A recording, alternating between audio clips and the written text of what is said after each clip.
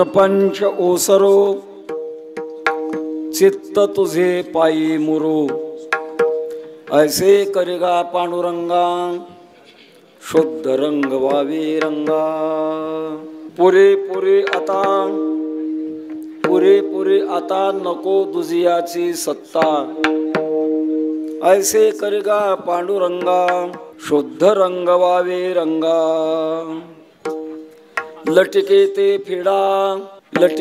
फिडा तुका म्हणे जाय पिडा ऐसे करिगा पांडुरंगा शुद्ध रंग वावे रंगा पांडुरंगा करू प्रथम पांडुरंगा करू प्रथम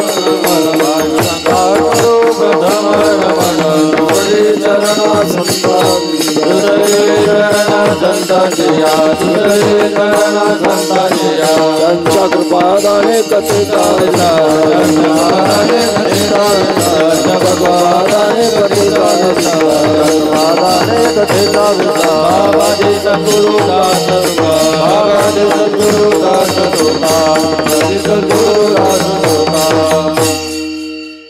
जयांचे केलिया स्मरण होय सकळ विद्यांचे अधिकरण तेच वंदो श्री चरण श्री गुरूंचे ते नमस्कारो न्याता काय माझी वाणी मानेल संतांचे रंजवू चित्तासे आपुलिया माझे वाणी तुझे वर्णे गुणनाम ऐसे देई प्रेम काही कळा मस्तक हे पायावरी या वार करी संतांच्या समचरण सरोजम सांद्रणीलांबुधावम जगननिहित पाणीं मंडणं मंडनानां तरुण तुलसीमाला कंधरम कंजनेत्रम सदय धवल हासम विठ्ठलम चिंतयामि विठ्ठल विठ्ठल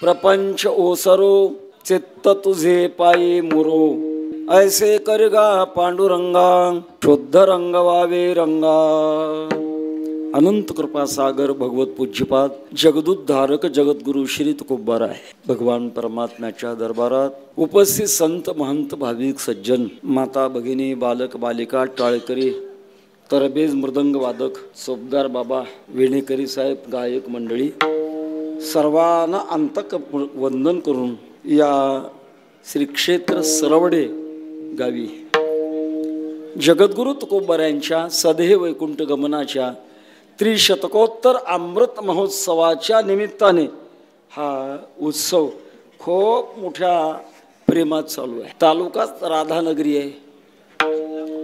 राधा म्हणजे शुद्ध प्रेम, राधा म्हणजे हाडामासाची स्त्री नाही, हो शुद्ध परमात्म्याचं प्रेम, त्या प्रेमाचं नाव आहे राधा। आणि या नगरीमध्ये आज सेवेची संधी मिळाली आहे। आल्यानंतर पाहिलं तर भाविकांनी नवनाथ महाराजांनी बरेच फोन केले, वाटे पहिले आणि त्यांची सोबती बराचशी वाट पाहत होते, सत्कार केला।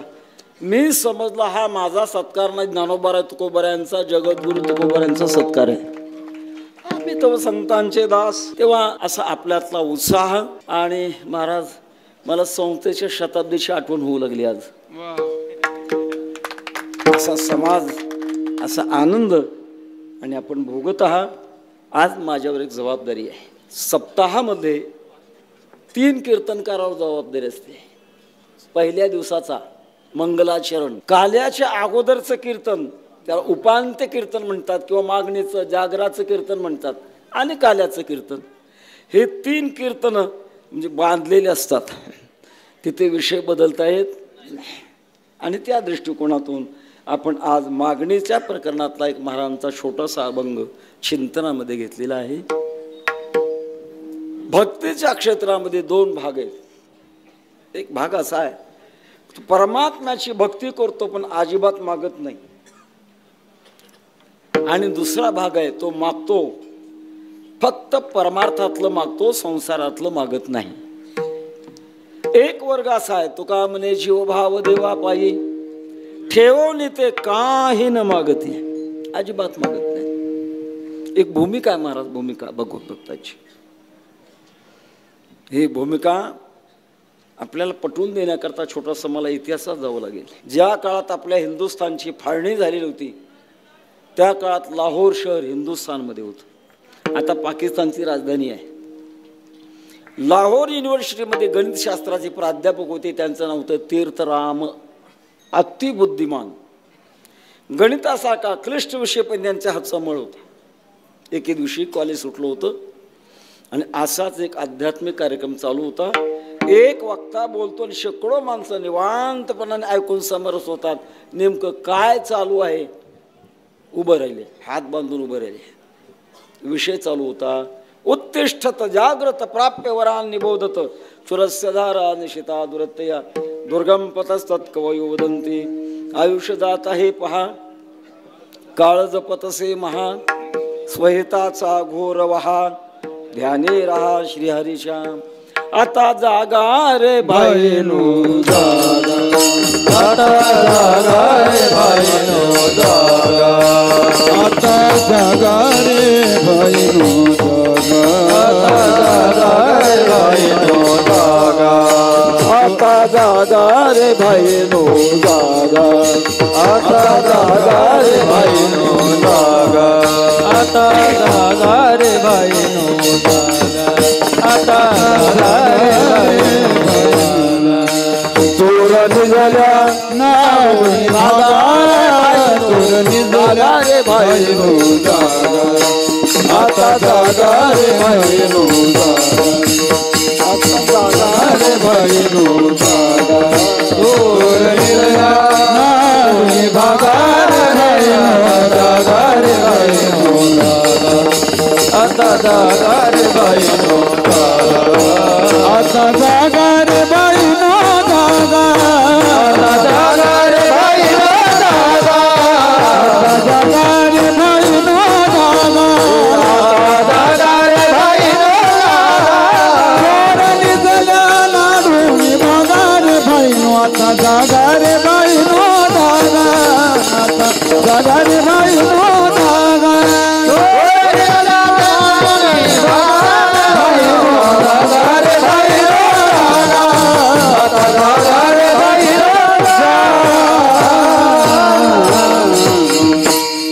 व्याख्यान रंगात आलेलं होतं. तीर्थराम हाताची घडी घालून ऐकत होते.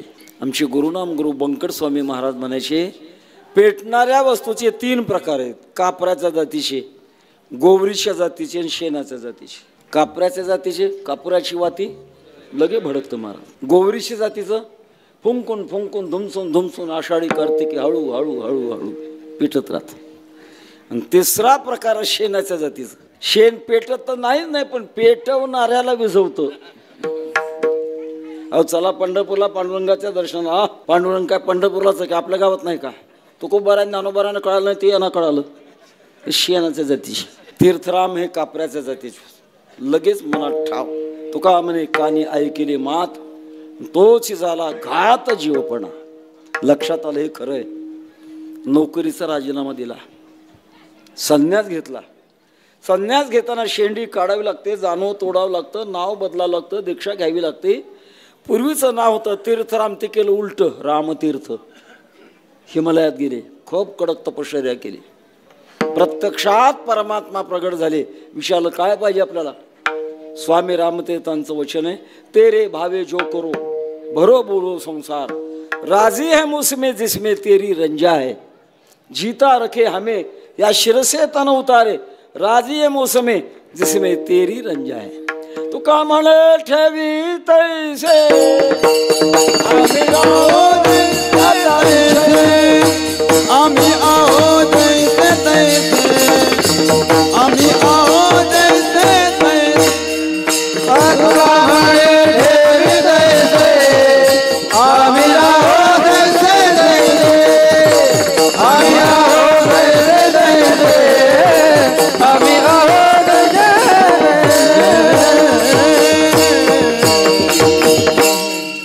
ठेविले अनंते तैसेची राहावी. भूमिका आहे मला. आमचं कल्याण कशात ते भगवंताला कळत नाही का? का मागा आम्ही एक छोटा प्रसंग सांगतो. आमचे चुलते वैकुंठवासी पद्मश्री शंकर बापू आपेगावकर जागतिक कीर्तीचे मृदंगवादक झाले. आपला मृदंग, वारकऱ्याचा मृदंग परराष्ट्रामध्ये स्वित्झर्लंड, अमेरिका, हॉलंड अशा परदेशामध्ये नेऊन खूप मोठा गौरविला. आणि त्यांना मुंबईला माधव बागेमध्ये शिकण्याकरता ठेवलं होतं. लहान वय होतं. गुरुचं नाव होतं मक्खनजी भैया. आणि एके दिवशी बापूंनी आपला मागचा बोल बसल्यानंतर गुरुंना विचारलं, गुरुजी मला पुढचा बोल द्या. म्हातार रागावलं. का हो, पहिला बोल बसल्यानंतर दुसरा मागणं काय गुन्हा आहे का? काही नाही गुन्हा. पहिला बसला दुसरा मागायला काय हरकत आहे? काही गुन्हा नाही. म्हातार चिडलं, महाराज चल जे यहाँ से, फिर से मुंह नाही दिखाना, तोंड दाखवू नको इकडं. काय चुकलं कळना. त्या गुरुजींच्या घराच्या बाहेरच्या दाराजवळ जाऊन बसले. रात्र झाली, घरी गेले. सूर्योदय ते सूर्यास्त गुरुजी घरात येऊ लागले की नमस्कार करायचा, बाहेर पडू लागले की नमस्कार करायचा. असे 4 महिने केलं महाराज. 4 महिने. अलीकडचा काळ असता तर तुझा देव बाप म्हटलो नाही, तुझा देव दुसरा. 4 महिने. आणि मग 4 महिन्यानंतर म्हाताऱ्यांना बोलवला, आओ बेटा अंदर. शिकवायला सुरुवात केली. यांना कळालं नाही की आपलं काय चुकलं. एके दिवशी प्रसन्न असताना विचारलं, गुरुजी माझ्याकडनं काही चूक झाली, कळाली नाही, सांगा. मक्खनजी भैयाने सांगितलं, तुला काय पाहिजे ते मला कळतं का तुला कळतंय? आणि तुला कळतं ते मी कशाला म्हणून हाकालून दिलं होतं. ही भूमिका आहे महाराज. तसं आपल्याला काय हवंय हे भगवान परमात्म्याला कळतं. एक वर्ग असा आहे, काहीच मागत नाही. तेरे भावे जो करो भलो बुरो, तुका म्हणे ठेवी तैसे आम्ही राहू त्याच्या इच्छे. हा एक भाग आहे. दुसरी एक भूमिका आहे, ते आपल्या जीवनामध्ये भगवान परमात्म्याला मागतात. का मागावं? आपल्याकडे 3 शक्ती आहेत. प्रारब्ध शक्ती, प्रयत्न शक्ती आणि परमात्मा प्रसन्नता शक्ती. या 3 शक्ती आहेत. आपण जन्माला आल्यापासून मरेपर्यंत आणि जागं झाल्यापासून झोपी जाईपर्यंत या 3 शक्तीत कुठेतरी असतो. पहिली आहे प्रारब्ध शक्ती. मागच्या जन्मामध्ये आपण जे काही कर्म केलेलं आहे आणि त्या भोगण्याकरता जे बाहेर पडतं त्याचं नाव आहे प्रारब्ध. शेतकरी भाषेत सांगायचं म्हटलं, कणगीतले दाणे, दळण्याकरता काढलेले दाणे आणि पेरायला करता काढलेली दाणे. कणगीतले दाणे संचित, दळ्याकरता काढलेले दाणे प्रारब्ध आणि पेरायकरता काढलेले दाणे क्रियमाण. असे 3 प्रकार आहेत आपल्या कर्माचे. एक वाक्य शास्त्राचं, सतिकर्म मूले विपाको जात्यायुर्भोगा. जात, आयुष्य आणि भोग हे आपल्या मागच्या कर्माने ठरलेलं असतं. आपण कोणत्या जातीत जन्मणार, किती भोग, किती आयुष्य हे जन्माला येत असताना ठरलेलं आहे. आणि त्यातल्या त्यात आयुष्य हे माणसाचं वर्षानं ठरलेलं नाही. सिद्धांत आहे. जन्माला आल्यापासून देह पडेपर्यंत आपले श्वासोश्वास किती याच्यावर आयुष्य आहे. श्वासोश्वासावर आयुष्य वर्षावर नाही. उदाहरणार्थ आपल्याला चमत्कार वाटण्यासारखा आहे. 700 वर्षापूर्वी आपल्या वारकरी संप्रदायातल्या इतिहासामध्ये विश्वमाऊली ज्ञानोबारांच्या भेटीला वाघावर बसून आणि सर्पाचा हातात चाबूक घेऊन चांगदेव महाराज आले होते. वय काय होतं त्यांचं? 1400 वर्षाचे तप्ती तिरवयस. कसं काय 1400? शतगणिले ते अर्धरात्र काय कुठं घालायचं? त्याचं उत्तर हे महाराज, आपला जो श्वास आहे तो श्वास सांभाळला की आपलं आयुष्य वाढतं. श्वासाचा वेग वाढला म्हणून 2 गोष्टीमध्ये जास्त करू नये. अधिक बोलू नये आणि अधिक झोपू नये. बोलताना श्वासाचे वेग वाढतात आणि झोपल्यावर श्वासाचे वेग वाढतात. नसावी बासर निद्रा बहुभाषण, नसावी बासर निद्रा बहुभाषण, नसावी बासर निद्रा बहुभाषण, नसावी बासर विहार विहार इंद्रियासी तर इंद्रियासी तर नसावी बासर बहुभाषण, नसावी बासर बहुभाषण, नसावी बासर बहुभाषण, नसावी बासर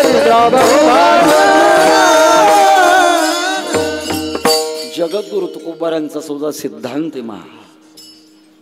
अधिक झोप नसावी आणि अधिक बोलणं नसावं. अनंत वाचाळ बरळ ते बरळ, जास्त बोलणं आहे. फक्त परवानगी आहे.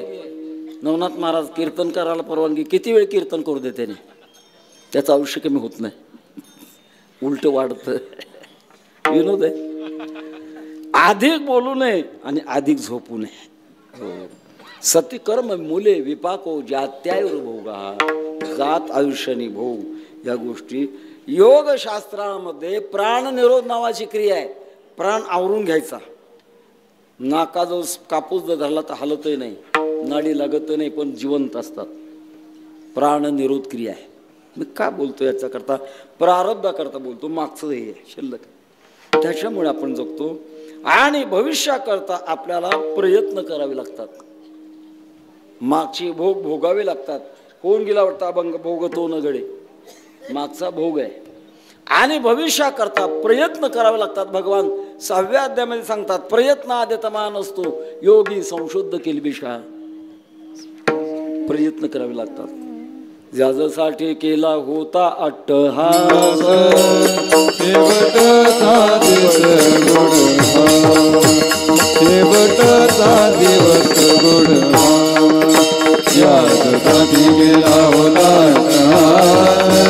शेवटचा दिवस गुण, शेवटचा दिवस गुण, यासाठी केला होता अट्टहास, यासाठी केला होता अट्टहास, यासाठी केला होता अट्टहास, यासाठी केला होता अट्टहास, शेवटाचा दिसा गुण बाबा, शेवटाचा दिसा गुण बाबा, गुण बाबा. आता निश्चितीने पावलो विसावा, आता निश्चितीने पावलो विसावा, शेवटाचा दिसा बाबा, शेवटाचा दिसा गुण बाबा, गुण बाबा. आता निश्चितीने पावलो विसावा, आता निश्चितीने पावलो.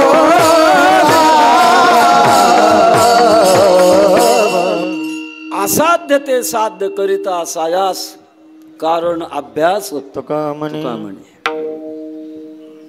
एक जागतिक कीर्तीचा वक्ता झाला. वास्तविक वक्ता होणं अवघड म्हणतात. वक्ता दशसहस्रेषु, 10,000 एखादा वक्ता असतो. नुसतं बडबड करणं म्हणजे वक्ता नाही. वेद शास्त्र आणि संत यांच्या वचनाच्या आधारानं सर्वांची मन शब्दाच्या हातात घेऊन परमात्म्याकडे घेऊन जाणारा तो खरा वक्ता आहे. किंवा वक्ता दशसहस्रेषु. तो बालपणापासून त्याने जिद्द ठरवली, मी जागतिक कीर्तीचा वक्ता होईल. पण 2 दोष होते. बोलताना बोबडा बोलायचा आणि बोलायला लागला की त्याचे खांदे खालवर व्हायचे. 2 दोष होते. पण प्रयत्नवादी होता. 2 छोट्या छोट्या काच्याच्या गोट्या घ्यायच्या, गालाच्या आतून घालायच्या, एकांतामध्ये जायचं, पुढे दगड ठेवायची. दगड हीच माणसं समजायची आणि त्यांच्या पुढे तासना तास बोलायचं. बोलता बोलता गोट्या तोंडात न ठेवताना चांगलं बोलता येऊ लागलं. पण दुसरा दोष होता, बोलत असताना खांदे खालवर व्हायचे. आता तोही दोष घालवला पाहिजे. कारण बऱ्याच श्रोत्यांचं वक्त्याच्या अभिनयाकडे लक्ष असतं.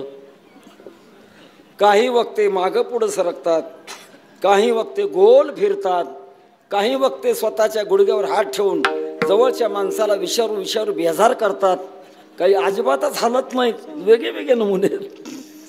तेव्हा श्रोत्यांचं लक्ष वक्त्याच्या अभिनयाकडे असतं. लोक हसायचे. त्यांनी ठरवलं हेही बंद करेल.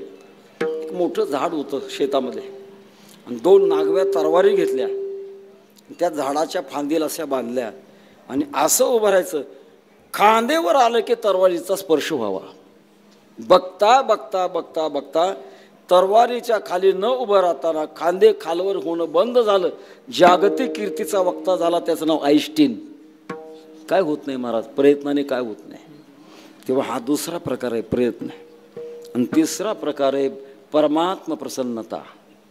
भगवान परमात्मा प्रसन्न झाल्याशिवाय एक कक्षा मिळत नाही. यावन्नानुग्रह साक्षात जायते परमेश्वरात तावन्न सद्गुरु कश्चित सच्छास्त्रमपि नो लभे. जरी हा हो कृपा करील नारायण, तरीच हे दान ब्रह्म, तरीच हे दान ब्रह्म. करील नारायण, तरीच हे दान ब्रह्म, तरीच हे दान ब्रह्म. जरी हा हो कृपा करील नारायण, तरीच हे ज्ञान ब्रह्म होय. भगवंताची कृपा लागत असते आणि ती कृपा होण्याकरता आयशिया कृपेची भाकितो करुणा आहे. तो राणा उदाराचा सेवा प्राप्त केली आहे. पण ही सेवा मी का केली, माझा उद्देश काय आहे. आपण परमात्म्याची सेवा करता करता भगवंताने आपल्याला असं म्हणावं, म्हणसी काही मागा हे शिदेगा पांडुरंगा. भगवंताने म्हणावं मागा काय हवंय ते. जसं नृसिंह परमात्म्याने हिरण्यकश्यपूचा काटा काढला आणि भयानक क्रोध. वैकुंठवासी परमश्रद्धे डोंगरे महाराज म्हणायचे नृसिंह अवतार पंजाब प्रांतात झालाय. खूप क्रोध. आणि नृसिंह भगवान परमात्मा इतके क्रोधित झाले की जगाचा आवेळी प्रलय होण्याची शक्यता आली. म्हणून देवाने भगवान गणपतीला बोलवलं. हे तुमचं काम आहे, तुम्ही विघ्न हरते आहात, आवेळी विघ्न होत आहे. गणपती देवाने सांगितलं जमणार नाही. त्यांचं तोंड सिंहाचं आणि माझं तोंड हत्तीचं आहे, जमत नाही. शेवटी लक्ष्मी आई साहेबाला सांगितलं तुम्ही पुढे व्हा. मालक किती जरी रागावले तरी पुढे लक्ष्मी आल्या की थंड होतात, तुम्ही पुढे जा. लक्ष्मी आई साहेबांनी सांगितलं इतका राग कधीच बघितला नाही, आपली छाती नाही पुढे द्यायची. शेवटी ज्याच्या करता अवतार झाला त्या भक्तराज प्रल्हादाला पुढे पाठवलं आणि पुढे पाठवल्यानंतर प्रल्हादाला शंका नाही. महाराज सिंहाच्या छाव्याला सिंहापासून काय भीती आहे. उचलवून घेतला कडीवरी भक्त सुखे निवाला. आणि मग भगवान म्हणतात प्रल्हाद भद्र भद्रंते प्रीतो हंते मया. काय मागायचं ते माग. तेव्हा प्रल्हाद म्हणतात देवा मागणारच नाही. नसभृत्य हा सवय वणिक. वणिक म्हणजे व्यापारी आहे. मागणारा व्यापारी असतो. मी सेवक आहे, मी मागणार नाही, ही भूमिका आहे. पण जेव्हा परमार्थाच्या क्षेत्रामध्ये आपल्या प्रयत्नाने प्रारब्धाने मिळत नाही तेव्हा मात्र भगवंताला मागावं लागत असतं. आणि ते देवासे काही मागू मागू जीवभाव त्याशी सांगू. लागो तरी लागो पाया तुमच्या दातारा. भगवान परमात्म्याला मागावं लागत असतं.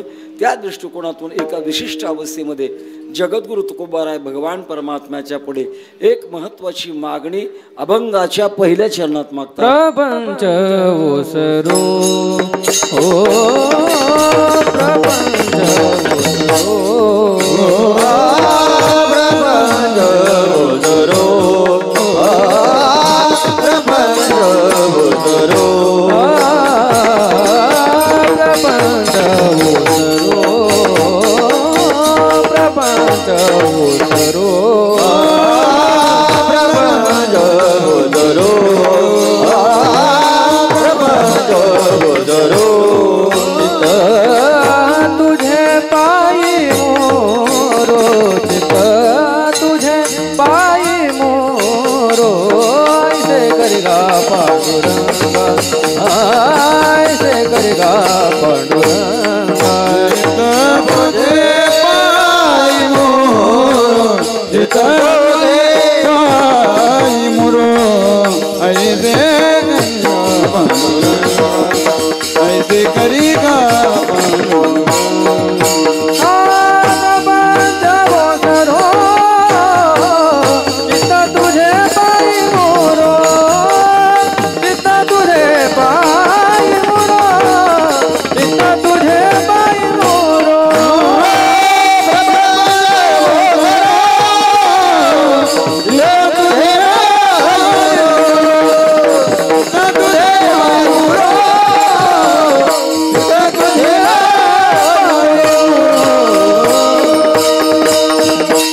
पंच ओसरो चित्त तुझे पायी मुरू. ही वृत्ती हृदय वृत्ती तयार होण्याकरता फार विचार लागत असतो मागे. कारण परमार्थात पोहोचण्याकरता तीन गोष्टी नसाव्यात. अज्ञान अश्रद्धा आणि आळस या 3 गोष्टी नसाव्यात. हो, आपण वाटचाल कशी करायची याचं ज्ञान पाहिजे. माहिती मिळाल्यानंतर त्याची श्रद्धा पाहिजे आणि श्रद्धा असल्यानंतर आळस नको आहे. कारण क्या जीवन की पकरी आस हा तो लिया नाही तेरा घास.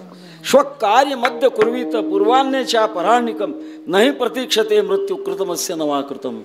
उद्या करायचं ते आज करा आणि आज करायचे आता करा, कारण कधी मृत्यू आपली वाट पाहत नाही. सांगण्याचा माझा मुद्दा असा आहे, हे मागत असताना विचारपूर्वक मागावं लागत असतंय.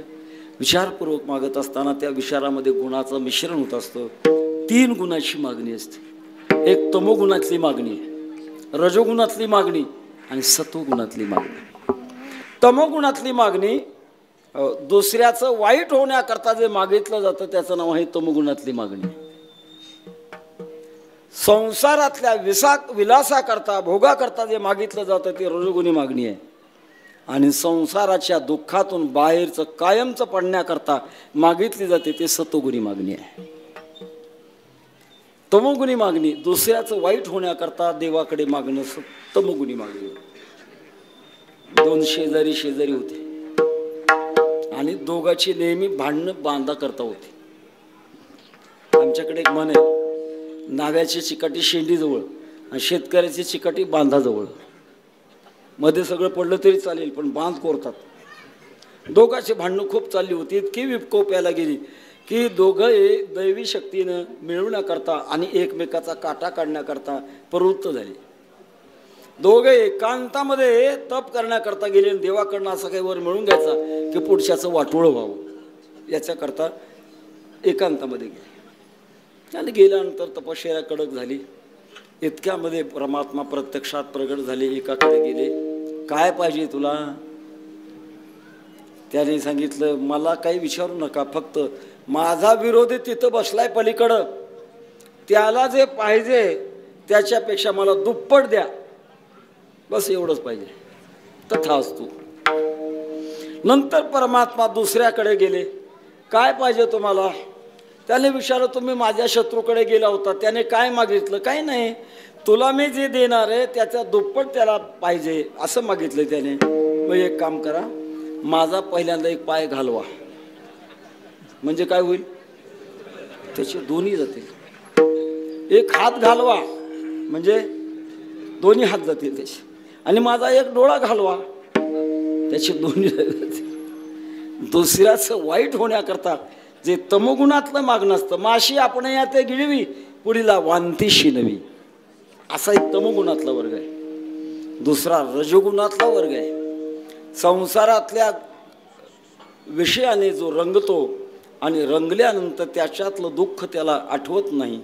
वास्तविक मात्रा स्पर्शास तू कौंते शीतोष्ण सुख दुःखदा आगमा पायेनो नित्यांस्तांस्तितिक्षस्व भारत. या मृत्यू लोकामध्ये आपण जन्माला आल्यानंतर इथं सुख आहे आणि दुःख आहे. थोडं पुढे जाऊन बोलतो. प्रपंचात आपल्याला जे सुख होतं ते दुःखामुळे होतं. लवकर नाही पटणार आपल्याला वाक्य, माझं वाक्य लवकर पटणार नाही. जे सुख होतं ते दुःखामुळे होतं. उदाहरणार्थ, सुंदर पंचपक्वान्नाचं ताट आहे आणि अजिबात भूक नाही, त्याच्या पुढे वाढलं, होईल का सुख? त्याला नाही होणार. पक्वान्नाचं सुख होण्याकरता भुकेचं दुःख असावं लागतं, तर पक्वान्नाचं सुख आहे. पाण्याचं सुख होण्याकरता तहानेचं दुःख भोगावं लागतं, मग पाण्याचं सुख आहे.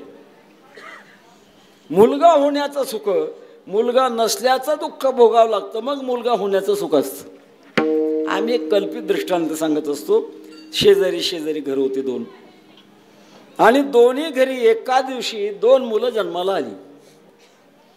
एका घरी मुलगा जन्माला आला तो 14व्या क्रमांकाचा, म्हणजे अगोदर 13 होते आणि 14व्या क्रमांकाचा मुलगा झाला. आणि दुसऱ्या घरी जो मुलगा झाला त्याच्या आईबापाचं लग्न होऊन 14 वर्ष झाले होते. खूप तपश्चर्या केली, नवसं सायासं केले आणि योगायोगाने त्याला मुलगा झाला. माझा प्रश्न आहे, पेढे कोण वाटील? 14व्या मुलाचा बाप पेढे वाटील का 14 वर्षानंतर झालेला बाप पेढे वाटील? 14 वर्षानंतर झालेला बाप पेढे वाटेल. 14व्या मुलाचा बाप पेढे वाटणार नाही. तो म्हणेल माझा वेल मांडवाला गेला, मांडव मोडायला लागलाय, कशाला पेढे वाटू. दुःखातून सुखाची निर्मिती आहे आणि म्हणून हे सगळं खोटं आहे महाराज. या दृष्टिकोनातून विचार ज्याचा जागा होतो आणि जागा झाल्यानंतर मुळापासून दुःखाची निवृत्ती करणं. वरवर दुःखाची निवृत्ती त्याला लयरूप म्हणतात आणि मुळापासून दुःखाची निवृत्ती त्याला आत्यंतिक निवृत्ती म्हणतात. आपल्या जीवनात आपण जीव झालो आणि अनेक दुःखाला पुढे पुढे चालत चाललो, अनेक दुःख भोगत चाललो. अनेक दुःखे सांगू किती, सकळ संसाराची स्थिती, नसाहे पाषाण फुटती, भय कापचिती भरलासे. विषारी माणूस या प्रपंचामध्ये सगळं दुःख अशा प्रकारचं जाणतो आणि तो विचार जागा झाल्यानंतर याच्यापासून आपण बाजूला गेलं पाहिजे. कोण बाजूला काढणार आहे? बाजूला काढणारा भगवान परमात्मा, पांडुरंग परमात्मा, ती शक्ती आहे आणि या संसारातून आपल्याला कायमचं तो बाजूला काढू शकतो. एवढ्या करता महाराज सत्वगुणातली मागणी मागतात. देवा प्रपंच ओसरू, का ओसरू? काय विचार आहे? त्याचं कारण आहे अनित्य मसिकम लोकम इमम प्राप्य भजस्व माम. भगवद्गीतेमध्ये भगवंताने या मृत्यूलोकाला एक बोर्ड लावला आहे. जसं काही घरं बांधल्यानंतर बोर्ड लावतात शांती निकेतन. अजिबात शांती नसते, भांडणच असतात, पण नाव मात्र शांती निकेतन असे काही बोर्ड असतात. तसं या मृत्यूलोकाला बोर्ड लावला अनित्यम असुखम लोकम. हा लोक अनित्य आहे, असुख म्हणजे दुःखी आहे. इमम प्राप्य भजस्व माम. याला प्राप्त झाल्यानंतर माझी सेवा कर. भगवान भगवद्गीतेमध्ये स्वतः सांगतात. मुद्दा असा आहे की असं जिथं आपण कुठे जा महाराज, इनका गाना भी खराब और रोना भी खराब.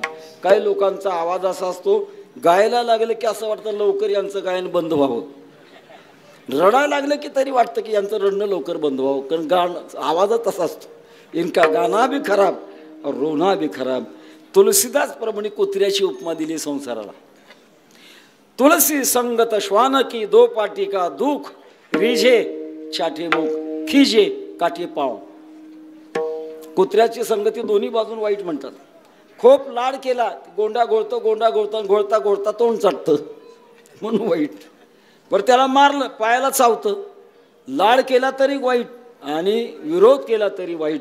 तसं याच्याकरता या प्रपंचात आपण जन्माला आलो, याच्यात आपण प्रेमाने राहिलो तरी वाईट आणि विरोधाने राहिलो तरी वाईट.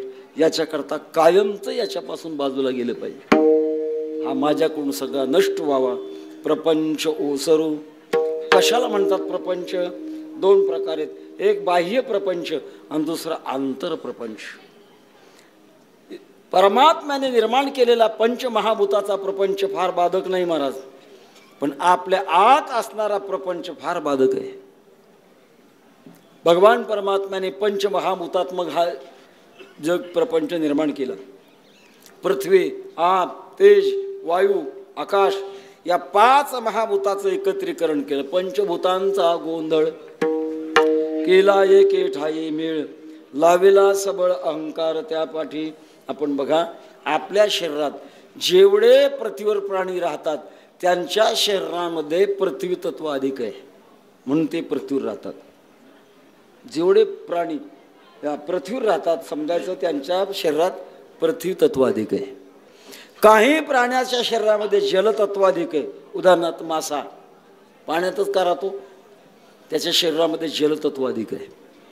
कासव, काही सर्प आहेत, मगर, त्यांच्या शरीरामध्ये जलतत्व अधिक असल्यामुळे ते पाण्यात राहतात. तिसरा प्रकार अग्नितत्व. काही प्राणी सूर्यमंडळाच्या जवळ आहेत पण ते जळत नाहीत का? त्यांच्या शरीरामध्ये अग्नितत्व अधिक आहे. काही प्राण्याच्या शरीरामध्ये वायुतत्व अधिक आहे. उदाहरणार्थ घार, कावळा, चिमणी, पोपट का उडतात? वायुतत्व अधिक आहे. आणि सगळ्या प्राण्याच्या शरीरामध्ये आकाश तत्व आहे. हे पंचमहाभूतानं बनवलेलं आहे. पण यामध्ये मात्र दृढता आहे, जडता आहे. जिथं जडता आहे तिथं नष्ट आहे.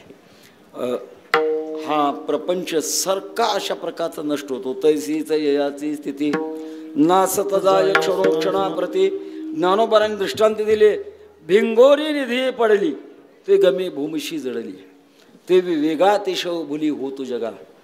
जे लहान मुलं भिंगोरी खेळतात आणि तिला वेग दिल्यानंतर ती स्थिर वाटते, तसं संसार हा स्थिर नाही महाराज, क्षणोक्षणाला बदलणार आहे. एक इतिहास आहे. एकदा जगातल्या विद्वानाची परिषद भरली होती आणि त्याच्यामध्ये प्रश्न असा टाकला, जगात काय बदलत नाही. किती सुंदर प्रश्न आहे. जगात काय बदलत नाही. कोणाला उत्तर देता येईना. एक तत्वज्ञ उठला, त्याने सांगितलं मी उत्तर देतो. त्याने उत्तर दिलं, जगात बदल बदलत नाही. लक्ष दिल्याशिवाय कळत नाही. जगात बदल बदलत नाही म्हणजे सारखा बदलच चालू आहे. त्याचं नाव आईन्स्टीन आहे. तो आईन्स्टीन म्हणतो जगातला बदल हा बदलत नाही म्हणजे सारखं बदलत राहतं.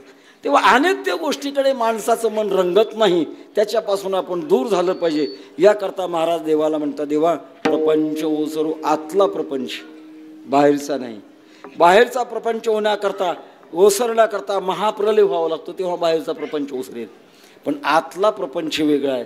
हो, काम, क्रोध, लोभ, मद, मत्सर, दंभ, अहंकार हा सगळा आतला प्रपंच आहे.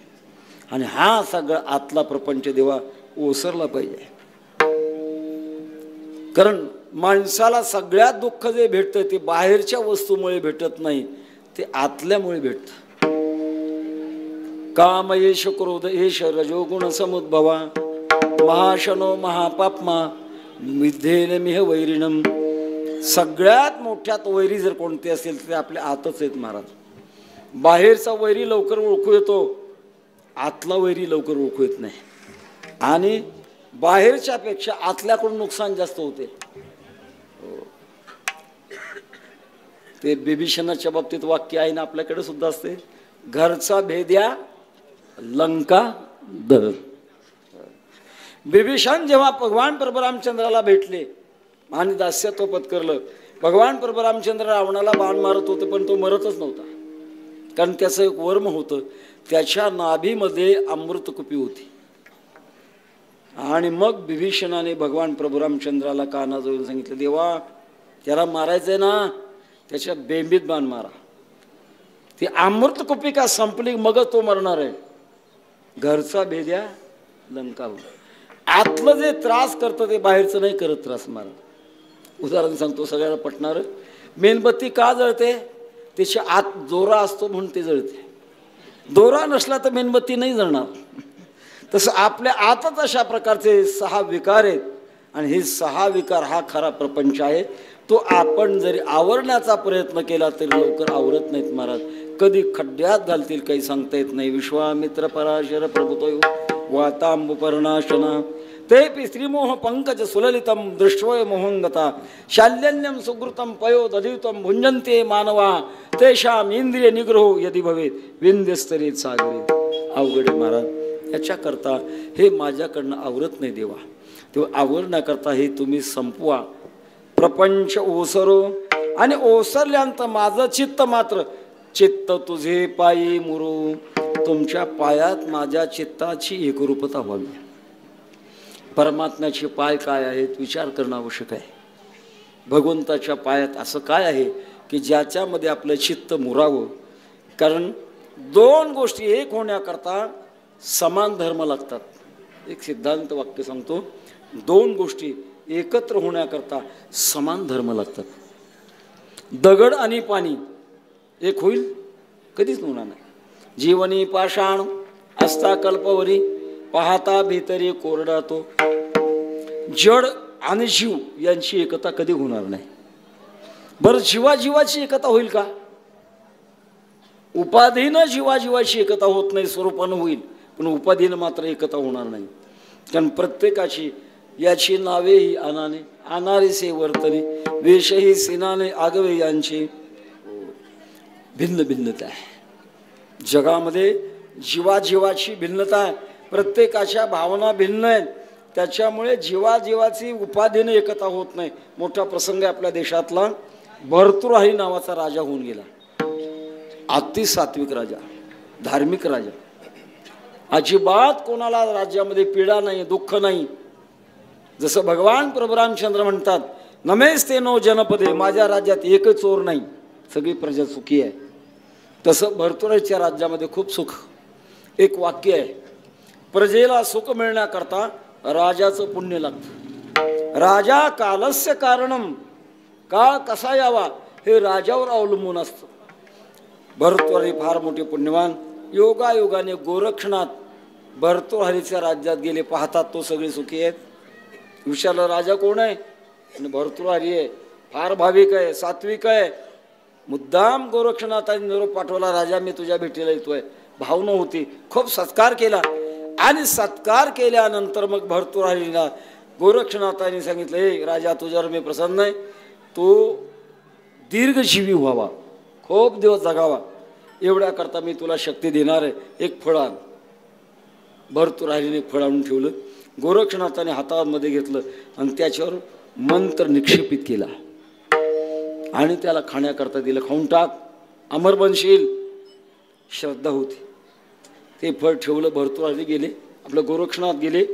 भरतुहरी विचार करू लागला की माझं प्रेम ज्या राणीवर आहे ते राणी अगोदर मरायची आणि मी मागं राहायचा, त्याच्यापेक्षा मी अगोदर जावा आणि राणी मागं राहा.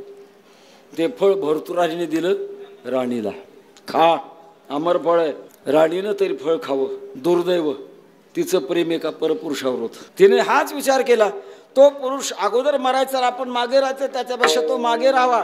आणि ते फळ राणीनं त्या पुरुषाला देऊन टाकलं. बरं, त्यानं तरी खावं. दुर्दैव, त्याचं प्रेम एका वेश्येवर. त्याच विचाराने ते फळ त्या वेश्येला देऊन टाकलं. ती विचार करू लागली, फार काळ जगले तर माझ्याकडनं पापच होईल, याच्यापेक्षा काय. पण आपल्या देशाचा राजा पुण्यवान आहे, तो अधिक काळ जगला तर फार चांगलं होणार आहे. त्या वेश्येने ते फळ आणलं आणि भरतुहरी पुढे ठेवलं. सरकार, साधूने दिलेले फळ हे अमर बनाल, खा. अलीकडचा काळ असता तर चौकशी आयोग नेमला असता. हे फळ तुझ्याकडे आलंच कसं? प्रकरणाचा वियोग झाले चाले ते आयोग चालूच. कसं आलं तुझ्याकडे? त्या पुरुषाचं नाव सांगितलं, त्याला बोलवलं. हे तुझ्याकडे कसं फळ आलं रे? सांगितलं, सरकार खोटं बोलतात नाही, राणी साहेबांनी दिलं. राणीनं फळ दिलं म्हटल्यानंतर अंतःकरणाला झटका बसला. अरे अरे अरे अरे, याम चिंतयामि सततम महिसा विरक्ता साप्यन्यमिच्छति जनम सजनोन्य सक्ता अस्मत्कृते परितुष्य तुकाचिदन्या धिक्तांच तंच इमांच मदनंच मांच. धिक्कार असो या संसाराला. एकांतामध्ये रात्री घर सोडलं आणि एकांतामध्ये तप करण्याकरता गेले. माझा विचार असा आहे की जीव जीवाचं समाधान करू शकत नाही, जड जीवाचं समाधान करू शकत नाही. जीवाचं समाधान करणारा फक्त एक परमात्मा आहे. आणि त्याच्याकरता चित्त तुझे पाये मुरू. देवा, तुमच्या पायात माझं चित्त एकरूप व्हावं. कारण परमात्म्याचं स्वरूप आणि तुमचं आमचं स्वरूप चित्तम छिदिती जानीयात तकार रहित यथा. चित्त त्याच्यात आला विषय मिळाल्यामुळे, आणि मुळात ते चिद्रूप आहे, परमात्मा रूप आहे. असं असताना त्याच्यातले विषय बाजूला गेल्याशिवाय परमात्म्याशी ती एकरूप होत नाही. तेव्हा प्रपंच ओसरो चित्त तुझे पायी मुरू. परमात्म्याच्या पायात काय आहे? बराच वेळ पाहिजे त्याला, पण थोडक्यात सांगतो मला. परमात्म्याच्या चरणामध्ये दोष नष्ट करणारी गंगा आहे. भीमानी चंद्रभागा तुझ्या चरणीची गंगा. दोष नष्ट करणारी गंगा भगवंताच्या चरणामध्ये आहे. दुसरा प्रकार आहे, जो जीवाला अनंत दुःख भोगवतो तो अभिमान किती प्रयत्न केला तरी जात नाही, आणि तो अभिमान नष्ट करण्याची ताकद भगवंताच्या शरणात आहे. अभिमान असा एक जिद्दू पदार्थ आहे. जे दूर अभिमान नष्ट करण्याकरता जेवढा प्रयत्न करावा तेवढाच वाढतो. आम्ही नेहमी सांगत असतो, कीर्तनात भजनात मृदंग वाजवल्यानंतर अभिमान जावा का राहावा या दोघांचं नाही सांगत, आमच्याकडचं सांगतो. उगी वाटतं आमच्यासारखं कोणाला वाजवता येतं. कीर्तनात भजनात चाली म्हटल्यानंतर अभिमान जावा करावा तुमचं नाही सांगत, इथलं कोणाचं सांगत नाही, बाहेरचंच सांगतो. उगी वाटतं आमच्यासारखं कोणाला गायन करता येतं. कीर्तन केल्यानंतर अभिमान जावा करावा, आमच्यासारख्याला वाटतं आमच्यासारखे कीर्तन कोणाला कर. अरे तुझ्यासारखे 56 गेले, काय अभिमान धारण करतो? फार वाईट आहे महाराज अभिमान. विनाकारण अभिमान वाढतो आणि तो अभिमान नष्ट करण्याची ताकद भगवंताच्या शरणात आहे. आपल्याला कल्पना असेल, मंगळवेढ्याला श्यामा नावाची वेश्या आणि तिला एक मुलगी, आणि ती अत्यंत देखणी. तिचं नाव कानोपात्रा. बिदरचं राज्य आणि मंगळवेढ्याचे वारकरी पांडुरंगाच्या दर्शनाकरता वारी करता चालले. खूप मोठा आनंद. 70-80 वर्षाचे म्हातारे पण 25 वर्षाच्या तरुणाच्या चेहऱ्याला आनंदाला लाजवील एवढा आनंद. धावपळ चालली. विनाना, पताकाना, मृदंगाना, टाळाना, पडशाना. कानोपात्रा विचार करते काय आनंद आहे याच्याकडे. विचारलं काऊ कशाचा आनंद आहे तुमच्याकडे. कानोपात्रे पंढरपूरला जायचं आम्हाला. काय पंढरपूरला. भगवान पांडुरंग परमात्मा जगाचा मालक आहे. असं तू कसा आहे. राजस सकुमार मदनाचा पुतळा रविश शेकळा लोपलिया पांडुरंग कांती दिव्य तेज जळकती. फार सुंदर आहे. कानोपात्रेने सांगितलं मग मला तुमच्याबरोबर येऊ देता. वारकरी संप्रदाय उदार संप्रदाय महाराज. यारे यारे लहान थोर याते भलते नारी नर. आपण वारकरी संप्रदायात आहोत. आपण मोठे समजू पण एक मोठा प्रसंग सांगेल. महाराष्ट्रामध्ये अमरावती जिल्ह्यात माधान नावाचं गाव आहे. एका पाटलाच्या वंशामध्ये एक व्यक्ती जन्माला आली होती. बालपणात आई स्वर्गवासी झाली होती. सावत्राई होती. विष घातलं मारण्याकरता. वयाच्या 2ऱ्या वर्षात देवी निघाल्या आणि डोळे दोन्ही गेले होते. 2ऱ्याच वर्षात आईनं विष घातलं. अजिबात परिणाम झाला नाही. सांगितलं जातं वृंदावनला भगवान कृष्ण परमात्म्याने जी लीला केली रासलीला, त्या रासलीलेच्या दारावर जी सखी होती तिचं नाव ललिता सखी. त्यांचे ते अवतार होते. त्यांचं नाव प्रज्ञाचक्षु समन्वय महर्षी गुलाबराव महाराज. ते असं म्हणायचे मी वारकरी संप्रदायाचा नाही पण मला जगात वारकरी संप्रदायासारखा शहाणा संप्रदाय पाहायला मिळाला नाही. आणि अशी एक वेळ येणार आहे की त्यावेळेला वारकरी संप्रदाय हा विश्वधर्म बनणार आहे. हे गुलाबराव महाराजांची भविष्यवाणी. महाराज सांगण्याचा मुद्दा असा आपण ज्या रस्त्याने चाललो आहे अत्यंत सुंदर अशा प्रकारचा रस्ता आहे. या रस्त्यामध्ये चालत असताना कानोपात्रा वारकरी संप्रदायांच्या बरोबर गेल्या. चंद्रभागेचं स्नान कथा कीर्तन आणि पांडुरंगाच्या दर्शनाला गेल्या. पांडुरंगाचं दर्शन घेत असताना डोक्यावर फेटा असू द्या किंवा टोपी असू द्या काढून दर्शन घ्यावं लागतं. एक शास्त्रीय नियम. सत्कार करत असताना डोक्यावर काहीतरी असावं आणि देवाचं दर्शन करत असताना डोक्यावरचं काढावं. आरती करताना डोक्यावरचं काढावं. नियमच शास्त्राचे. सगळ्यांनी आपलं डोक्यावरचं काढायचं. भगवंताच्या शरणावर डोकं ठेवायचं. कानोपात्रेचा नंबर आला. कानोपात्रा विचार करू लागल्या माझं डोकं यांच्यासारखं काही निबड घट्ट आहे का. कोमल आहे नाही. पायावर डोकं ठेवणार. फक्त पद्धत बदलली. दोन्ही हात भगवंताच्या 2 पायावर ठेवले.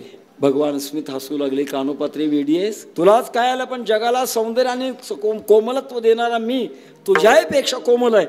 जिथं हात ठेवला तिथं कानोपात्रेचं बोट बुडालं. आज लक्ष करून दर्शन घ्या. दोन्ही पायावर खड्डे आहेत. ते कानोपात्रेच्या बोटाचे खड्डे आहेत. ते झाल्याबरोबर लक्षात आलं अरे अरे अरे माझं आतापर्यंत चुकलं. अभिमान नष्ट झाला आणि परमात्म्याची सेवा करण्याकरता पंढरपूरलाच राहू लागल्या. शेवटी त्या काळात बिदरचा बादशाह विकारी त्याने कानोपात्रेला पकडण्याकरता सैन्य पाठवलं. कानोपात्रा विचार करू लागला मी आबला आहे आम्हाला आता कोण वाचवणार आहे. धावत धावत पांडुरंगाकडे गेल्या. पांडुरंगाच्या चरणाला मिठी मारली. पांडुरंगा लाज रखो तुम मेरी लाज रखो तुम मेरी. ज्या देहाला पाहून इतरांच्या मनात जर विकार निर्माण होत असतील तर माझा देह न राहिलेला बरा. एका क्षणात कानोपात्रेच्या शरीरातली ज्योत भगवान पांडुरंग परमात्म्याच्या स्वरूपात एकरूप झाली आणि कानोपात्रेच्या देहाला मंदिरामध्ये समाधी दिली. आता 30 द्वाराला ती समाधी आहे. अभिमान नष्ट करण्याची ताकद भगवंताच्या शरणात आहे. जळाला छिद्रू बनवण्याची ताकद भगवंताच्या शरणात आहे. भगवती सीता मातेच्या संवरातला फार मोठा प्रसंग आहे. वेळ वाढल सगळं सांगणं होणार नाही. जेव्हा धनुष्य मोडण्याकरता रावण गेला ते शिवधनुष्य फार मोठं होतं. अंगावर कोसळलं त्याच्या. कोणी पुढे जाईना तेव्हा जनक राजाने आव्हान केलं आता जगात कोणी क्षत्रिय राहिले नाहीत का. आव्हान केल्यानंतर विश्वामित्र भगवान प्रभू रामचंद्राला घेऊन आलेले होते. सांगितलं रामा उठ. क्षत्रिय धर्माची लाज राखण्याची ताकद तुझ्यातच आहे. मोठी माणसं आपणहून पुढे पुढे करत नसतात. गेले सहज लिहिले धनुष्य उचललं कानडीला बांधवला. खेचल्याबरोबर तुकडे झाले. दुंदुभी बाजू लागल्या आणि भगवती सीता माता हा गळ्यात वर मालिका घेऊन गळ्यात घालण्याकरता आल्या. पण प्रभू रामचंद्रांची उंची लग्नामध्ये बहुतेक नवरदेवाला चौरंगावर उभं करतात. हातच पुरेना. जवळची माणसं म्हणत होते प्रभो तुमच्या गळ्यात वर मालिका घालायची खाली वाका. भगवान प्रभू रामचंद्र वाकत नव्हते का? जग नावं ठेवील. अगोदरच बायकोच्या पुढे कसा वाकला? नावं ठेवील, वाकत नव्हते. इतक्यात लक्ष्मणजी विचार करतात, माझी आई किती वेळ झाला हार घेऊन उभी आहे आणि हे वाकत नाही, याला वाकवण्याची ताकद लक्ष्मणातच आहे. लक्ष्मणजी पुढे गेले आणि प्रभूच्या पायावर डोकं ठेवलं. आपल्याकडे शिष्ट पद्धत आहे महाराज, कोणी असो आपला नमस्कार करत असताना त्याला प्रतिनमस्कार करावा. प्रत्येकाच्या वंदिना मी भूते आता अवघीच समजते, तुमची करीन भावना जेथे तेथे नारायण. नमस्कार करावा. ज्याला नियम नाही, माहीत नाही, ते खुशाल मकाच्या बुरकुंडासारखं ताट उभं राहतात, वाकतच नाहीत. भगवान प्रभू रामचंद्रांच्या पायावर डोकं ठेवल्याबरोबर प्रतिनमस्कार करण्याकरता प्रभू रामचंद्र खाली वाकले. भगवती सीता मातेने गळ्यात माळ टाकली. दुंदुबी वाजू लागल्या. सीता मातेच्या सख्यास बोलू लागल्या, सीते काय भाग्यवान आहेस, जगाचा मालक तुझा आता मालक झाला, आता पायावर डोकं ठेव. सीता माता नाही म्हणत होती, नाही पायावर डोकं ठेवणार. का बरं? तू काय उदंड आहेस, ताठर आहे, अभिमानी आहे? नाही ठेवणार. तुम्हाला माहीत नाही या पायाचा महिमा काय आहे ते. गौतम ऋषीच्या आश्रमातून येत असताना या पायाचा स्पर्श दगडाला झाला, शिळा होते मनुष्य झाली, थोर कीर्ती वाकाणली, लंका दहन केली हनुमंते काशाने. असा परिणाम माहिती. सख्या म्हणू लागले, अगं तू काही शिळाय का? काय भयाचं तुला कारण आहे? सीता माता म्हणतात, तुम्हाला कळतं का, माझ्या कपाळाला मुकुट आहे आणि मुकुटामध्ये हिरे बसवलेत. हिरे, हिरे म्हणजे दगडाची अतिउच्च जात.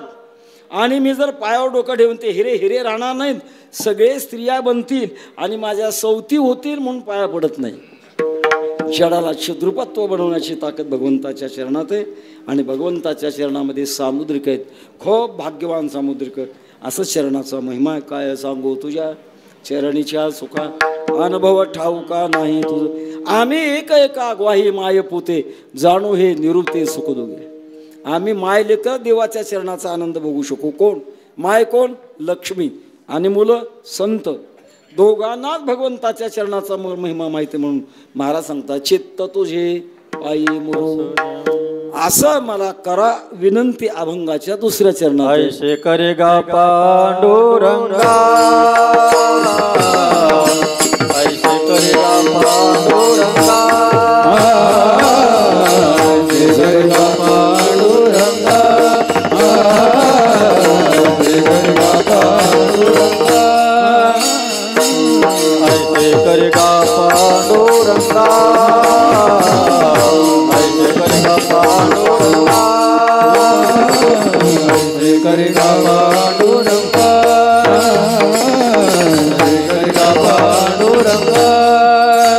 शुद्ध रंग वारे रंगा, शुद्ध रंग वारे रंगा, ऐसे करेगा पांडुरंगा, ऐसे करेगा पांडुरंगा.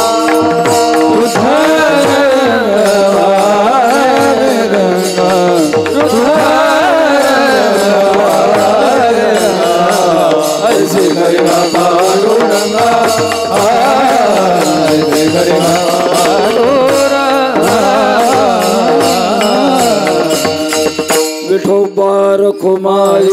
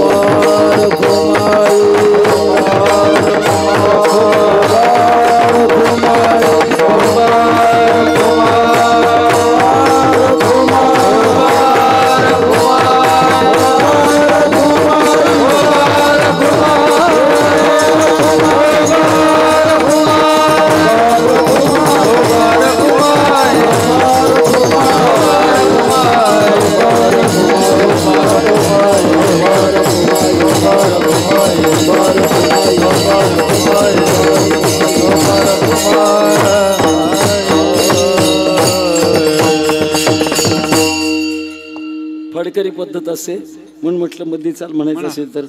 तेव्हा शेवट म्हणावं, कारण पत्रिकेच्या शेवटी टीप असते, वेळेनुसार कार्यक्रमात बदल करण्यात येईल, त्याचा वापर कधी करायचा, वेळ कमी पडला शेवट चाल म्हणू सगळ्याचा मुद्दा ते ऐसे करी गा पांडुरंगा शुद्ध रंग व्हावे. गा हा शब्द हृदयातली भाषा आहे, बुद्धीची भाषा आणि हृदयाची भाषा. विद्वान भाषा वापरतो तो बुद्धीची आणि भक्त भाषा वापरतो ती हृदयाची. जी स्वाभाविक असते ती हृदयाची भाषा, बदलणारी असते ती बुद्धीची भाषा. एखादा वकील एखाद्या साक्षीदाराला शिकवतो आणि शिकवल्यानंतर तो कोर्टामध्ये साक्ष देतो, ती साक्ष खरी असते का? 100% खोटी असते. का? ती बुद्धीची भाषा आहे. आणि एखादा गुन्हेगार गुन्हा करून जर कबूल करत नसेल, मग त्याला अलीकडे नार्को टेस्ट आहे, एक इंजेक्शन देतात, तो खरं सांगतो, खोटं बोलू शकत नाही. हृदयाची भाषा आहे. बुद्धीची भाषा वेगळी, हृदयाची भाषा वेगळी. देवापुढे बुद्धीची भाषा चालत नाही, परमात्म्यापुढे हृदयाची भाषा लागत असते आणि ती हृदयाची भाषा वापरतात. ऐसे करी गा पांडुरंगा, मला असं कर. शुद्ध रंग व्हावे रंगा, रंग म्हणजे आनंद, शुद्ध आनंदामध्ये मला रंगवा. याचा अर्थ आनंदाचे काही प्रकार आहेत. क्षयिष्णू आनंद, समपरिमाण आनंद आणि वर्धिष्णू आनंद.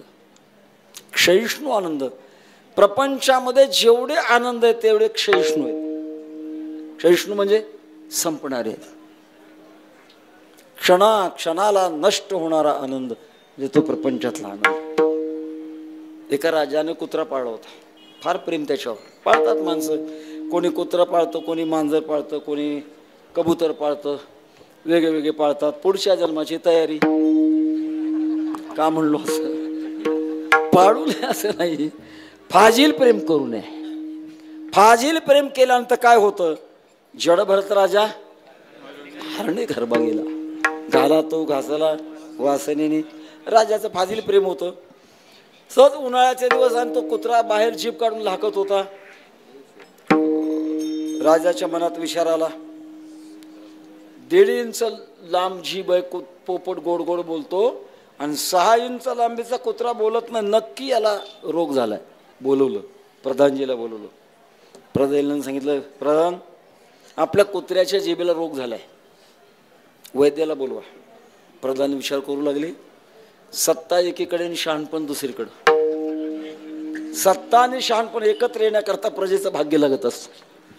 आता काय सांगावं, कुत्रा कुठं बोलत असतो का? अहो राजे, जगाच्या इतिहासामध्ये राम अवतारामध्ये एकदाच कुत्रा बोललाय, पुन्हा नाही बोलला कुत्रा.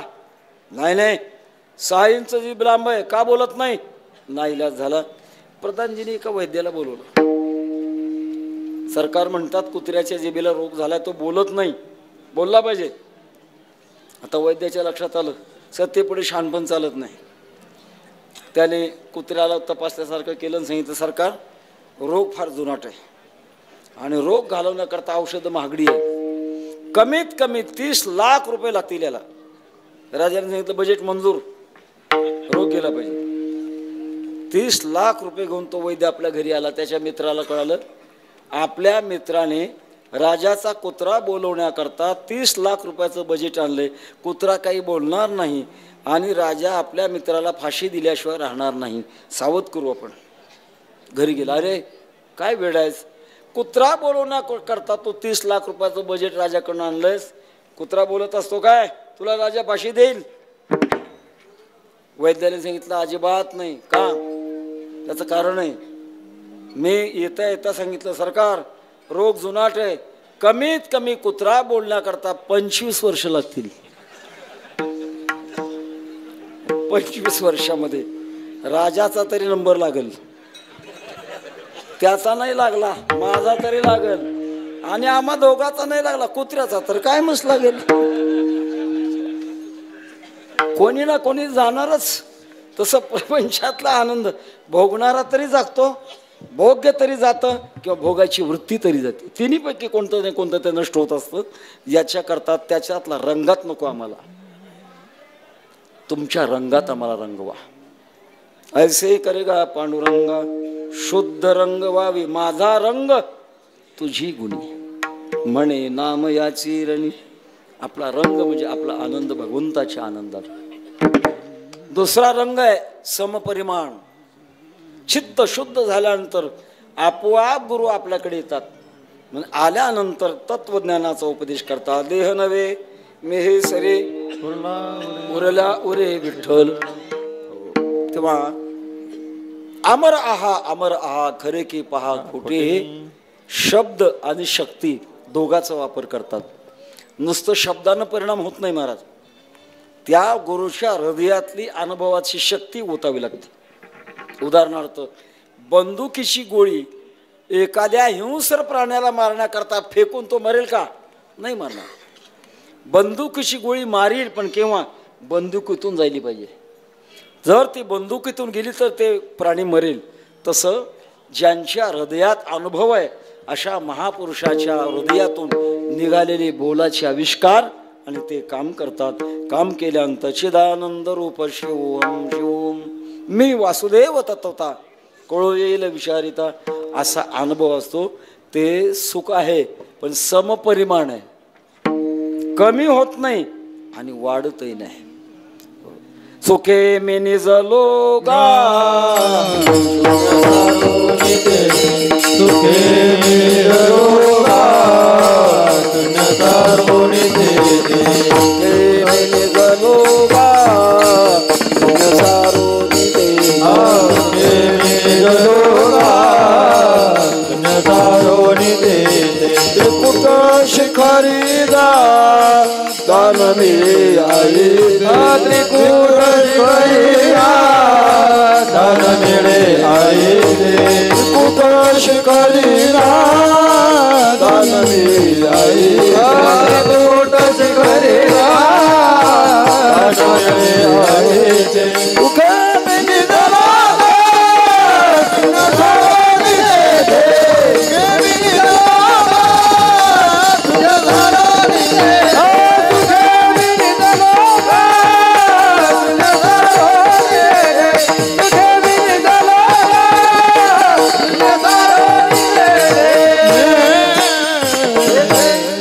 समपरिमाण आहे. कमी होत नाही वाढतही नाही. वर्षाकाळी सरिता जैसे चढवू लागे पंडुसुता.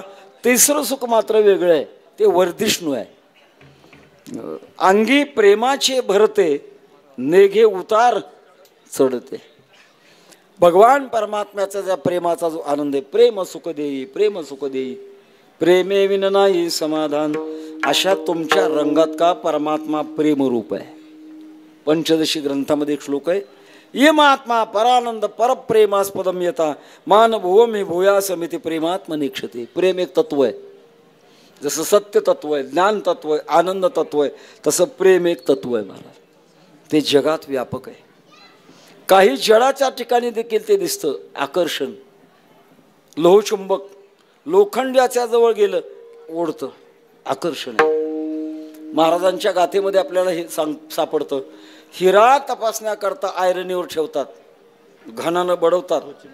तो आयरनीत तरी घुसतो किंवा घनात तरी घुसतो. हिरा ठेविता ऐरणी. हिरा ठेविता ऐरणी. हिरा ठेविता ऐरणी. हिरा ठेविता ऐरणी. हिरा ठेविता ऐरणी वाचे मारिता दुखनी. हिरा ठेविता ऐरणी वाचे मारिता दुखनी. वाचे मारिता वाचे मारिता वाचे मारिता दुगनी. तुझी मोल पावे करा. तुझी मोल पावे करा. वाचे मारिता दुगनी. हिरा ठेविता वाचे मारिता दुगनी. वाचे मारिता वाचे मारिता वाचे मारिता दुगनी. तुझी मोल पावे करा.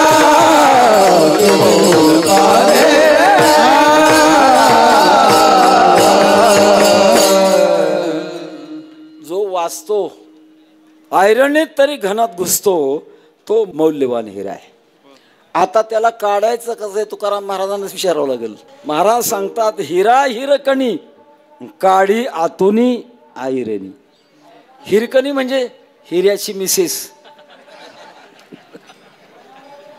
नुसतं हिरकणी दाखवल्याबरोबर फसलेला हिरा बाहेर पडतो महाराज. आकर्षण आहे त्याच्यात. जडात सुद्धा आकर्षण पाहायला मिळतं. वाघ अतिक्रूर आहे पण त्या वाघाचा बछडा का त्याने पाहिला की ते प्रेमात येतं महाराज. त्याचा मनातला क्रोध संपतो. महाराजांनी एक दृष्टांत दिलेला आहे. आपुलियाचा भोत चाटी मारी करंटी पारक्या. गावरान गाईचं वासरू मेलं. पूर्वीच्या काळात लोक ते चमडा काढायचं, शिवायचा, त्याच्यामध्ये भूस भरायचं आणि दूध काढण्याची वेळ आली मग मात्र ते त्याला बोत म्हणतात ते गाईच्या पुढे ठेवायचं. ठेवल्याबरोबर तिच्या अंतःकरणातला प्रेमाचा पाजर सोडतो. त्याला चाटायला लागते आणि मग पाना सोडते. प्रेम तत्व आहे. स्वतःचा बोट चालते. मारी करंटी पारक्या. दुसरीचं वासरू आलं तर तिला मारते आणि आपल्याचा बोट चालते. प्रेमतत्व आहे. प्रेमतत्व. आणि हे प्रेमतत्व सगळ्यात श्रेष्ठ तत्व आहे.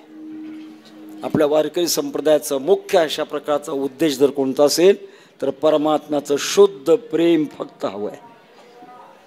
प्रेम तत्वाच्या पलीकडे आतापर्यंत कोणी गेला नाही, जात नाही, जाणारही नाही.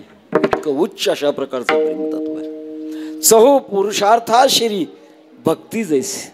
भक्तीमध्ये प्रेमतत्व आहे आणि सगळ्यात श्रेष्ठत्व अशा प्रकारचं या प्रेमाचं आहे. याच्यात मला रंगवा. रंगवण्याकरता भगवान जोपर्यंत कृपा करत नाहीत, आकर्षण करत नाहीत, तोपर्यंत भगवत भक्त रंगत नाही महाराज. ज्ञानोबांचा अभंग आहे. पंढरपुरीचा निळा लावण्याचा पुतळा विठो देखीला डोळा बाई येऊ वेदले ओ म्हणतयाचे गुणी क्षणभर न विसंबे विठ्ठल रुक्मिणी. तसं तुम्ही मला वेद लावा, माझ्या वृत्तीला आकर्षित करा, तुमच्या चरणाशी त्या माझ्या वृत्तीला एकरूप करा. भगवान परमात्म्याने विचारलं तुकाराम महाराज, संसार वाढवणारं सगळं जग आहे आणि तुम्ही तर म्हणता प्रपंच ओसरो. असं तुम्हाला का वाटतं? बोलून गेलो मी मगाशी. अज्ञानात्मेमुळे वाईट सुद्धा चांगलं वाटतं. अज्ञानात वाईट चांगलं वाटतं. आम्ही 4थी इयत्तेमध्ये शिकत होतो. वार्षिक परीक्षा झाली होती. निकाल लागला होता आणि फक्त एकच नापास झालं होतं. सगळे पास झाले होते.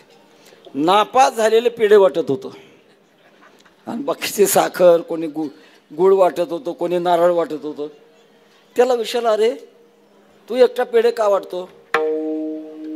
बाकीचे सगळे पास झाले, एकटा पठ्ठ्या नापास झालो. का? पास मध्ये 2च अक्षर आहेत, नापास मध्ये किती आहेत? म्हणूनच पेढे वाटत. अज्ञानातला आनंद.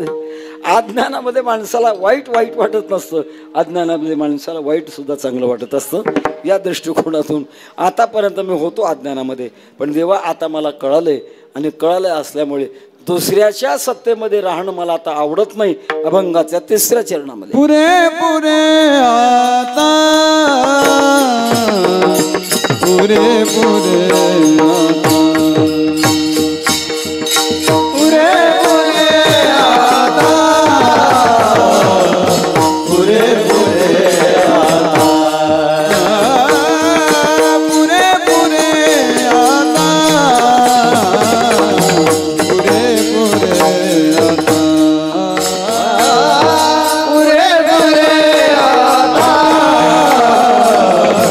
पुरे पुरे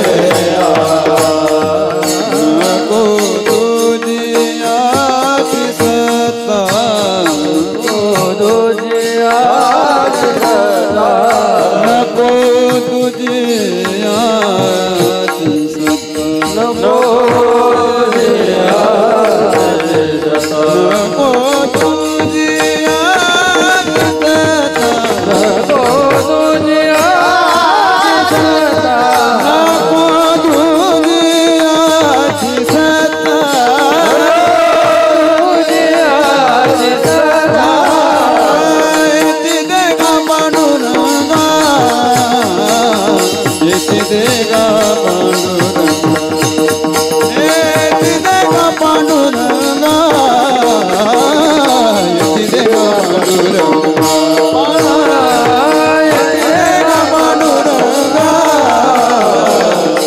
रे ग पांडुरंगा येती रे ग पांडुरंगा येती रे ग पांडुरंगा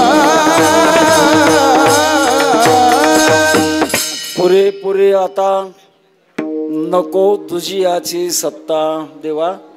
दुसऱ्याच्या सत्तेत मला आता राहणं आवडत नाही. अभंग निवडत असताना एकतर मागणी पर आहे आणि योग असा आहे आज 26 जानेवारी प्रजासत्ताक दिवस आहे. याच्या मागे देखील हाच हेतू आहे महाराज. इंग्रजांनी आपल्या देशावर 150 वर्षाचं राज्य केलं म्हणतात आणि जेव्हा स्वातंत्र्य प्राप्त झाल्यानंतर इंग्रजांच्या घटनेप्रमाणे 2 वर्ष राज्य चाललं गेलं आणि नंतर आपल्या देशातले 200 काही मंडळी विश्वस्त त्यात नेमले घटना तयार करण्याकरता आणि तयार करता करता बाकीचे काही आले नाही म्हणतात. मुख्य 7 होते त्यात प्रामुख्याने बाबासाहेब आंबेडकर यांनी हे आपल्या प्रकारचं घटना तयार केल्या आणि केल्यानंतर त्याची अंमलबजावणी प्रजासत्ताक दिनापासून सुरू झाली म्हणून आजच्या दिवसाला फार महत्त्व दिलं जातं. पुरेपुरे आता नको तुझी याची सत्ता. तुझं कोण आहे? माया ही तुझी आहे आणि तिची सत्ता आता नको आम्हाला. आतापर्यंत आम्ही मायेच्या सत्तेत जन्मावे मरावे जन्मावे मरावे खंडन केव्हा व्हावे नदरा शुद्धी. किती वेळा झाला जन्माचा प्रकार असा पण आम्हाला कळत नाही महाराज.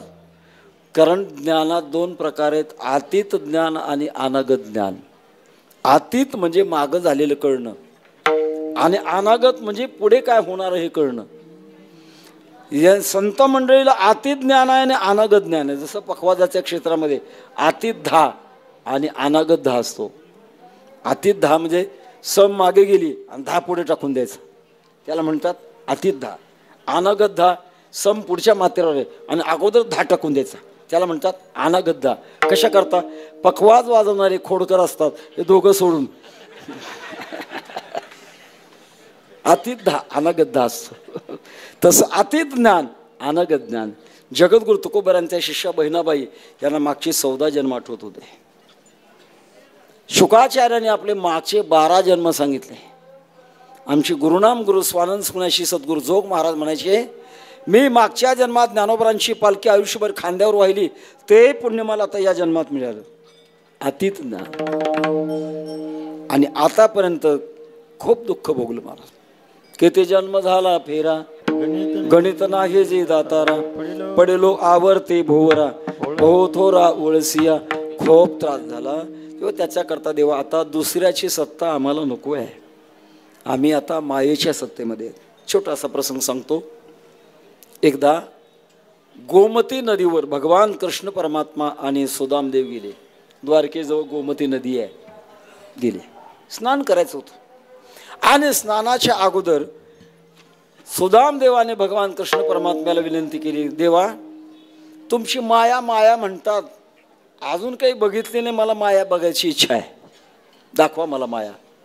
भगवान म्हणाले सुदामा अरे भिकेची डोळी कशाला आठवते तुला रे आणि मी प्रत्यक्षात तुला दिसतोय आणि माया पाहण्याची नाही उगं बघा वाटते असं आग्रह धरला. भगवंताने सांगितलं बुडी मार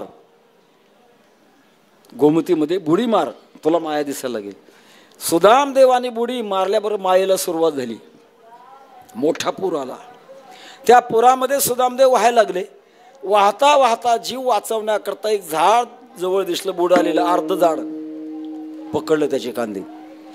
पकडल्यानंतर इकडे तिकडे पाहता पाहता एक रस्ता दिसला. लक्षात आलं ज्या अर्थी रस्ता आहे त्या अर्थी गाव आहे. खाली उतरले आणि रस्त्याला लागले. रस्ता जाता जाता एक गाव लागलं. गावातला मध्यभाग लागला. फार मोठं मैदान होतं. समाज जमा झालेला होता. प्रकार असा होता की त्या राजधानी होती.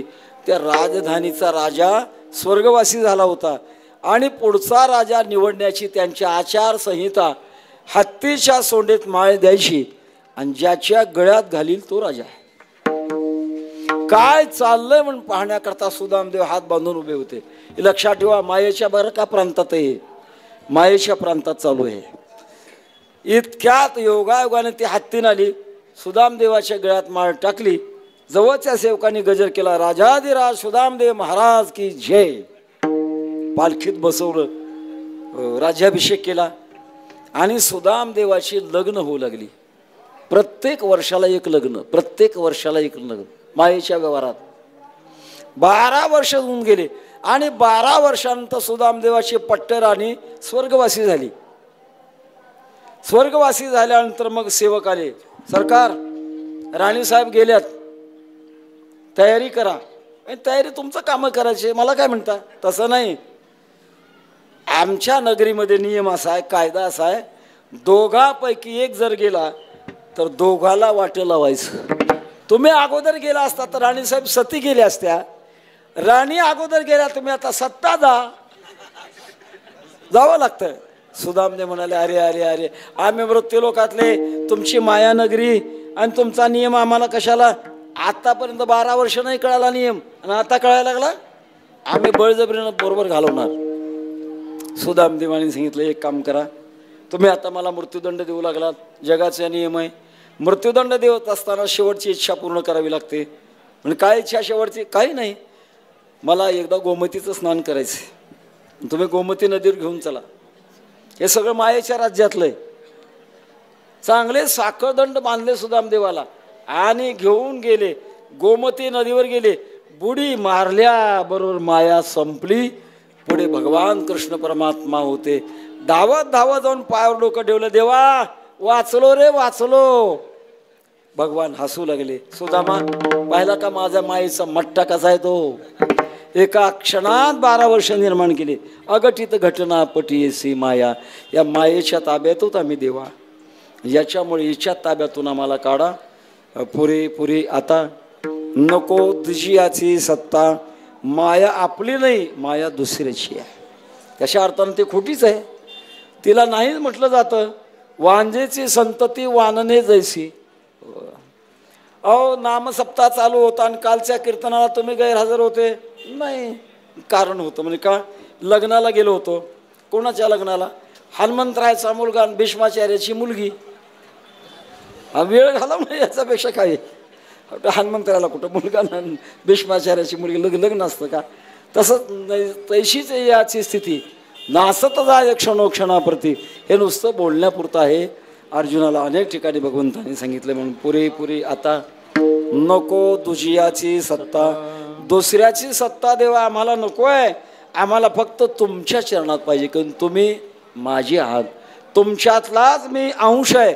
म्हणून मूळ घरामध्ये येणं मला आवश्यक वाटतंय, दुसऱ्याच्या घरात नको राहायला. पुरे आता नको दुजियाची सत्ता, ऐशे करिगा पांडुरंगा, शुद्ध रंग वावी रंगा. काय बिघडलं भगवान विचारतात तुकोबारांना. इतके दिवस आतापर्यंत आलात आणि काय बिघडलं अजून राहिला?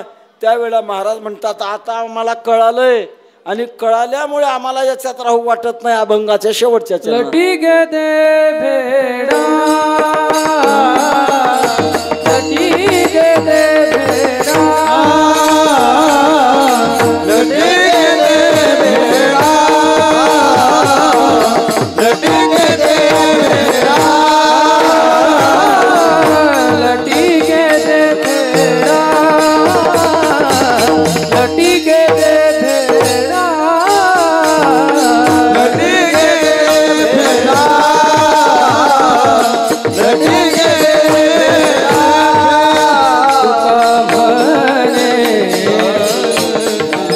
तुका म्हणे जाय पिडा, तुका म्हणे जाय पिडा, ऐसे कैगा पांडुरंगा, ऐसे कैगा पांडुरंगा. तुका म्हणे जाय पिडा, तुका म्हणे जाय पिडा, तुका म्हणे जाय पिडा, ऐसे करेगा पांडुरंगा, ऐसे करेगा पांडुरंगा. उधर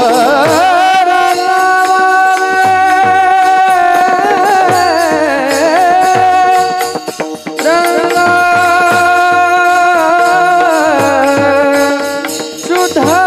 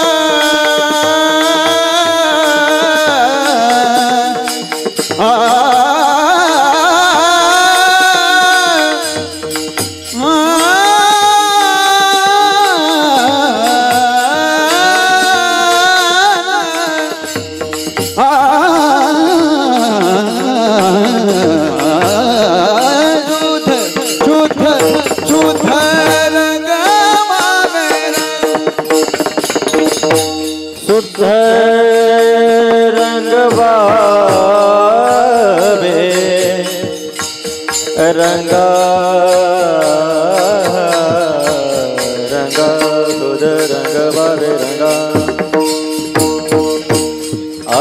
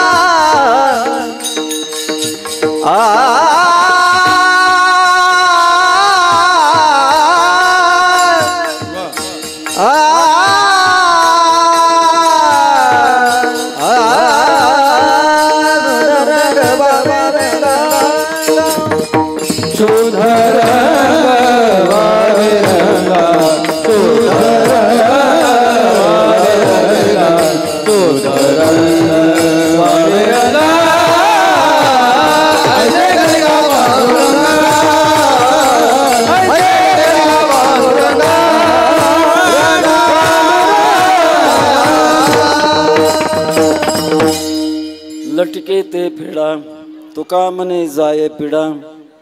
आपण चाल म्हणत असताना ध्रुपदाचं उत्तरार्ध म्हटल्यावर मला असं जाणवलंय की चाल म्हणत असताना आपण शेवटची चाल उरकून घेतली आहे. तुम्हारे मन की बात मैंने पैशाने.